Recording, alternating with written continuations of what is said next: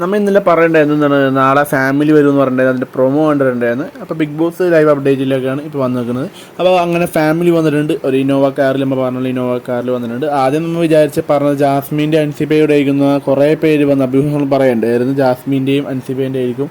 ജാസ്മിൻ്റെ വാപ്പ വരും ചോദിക്കും, അങ്ങനെ ഇങ്ങനെ കുറേ പേരൊക്കെ വന്ന് പറയണ്ടായിരുന്നു.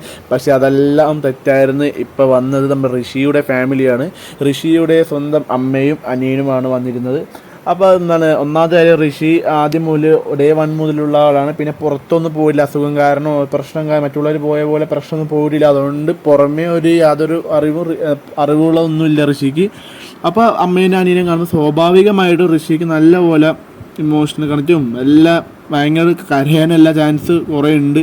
അപ്പം എന്തായാലും ആദ്യം വന്നത് നമ്മുടെ ഋഷിയുടെ ഫാമിലിയാണ്. ഇനി വന്നുകൊണ്ടേയിരിക്കും ഇങ്ങനെ ഓരോന്നോരോന്നായിട്ട്. 13 പേരുണ്ട്. ഇപ്പോൾ 13 പേരുടെ ഫാമിലി വരും.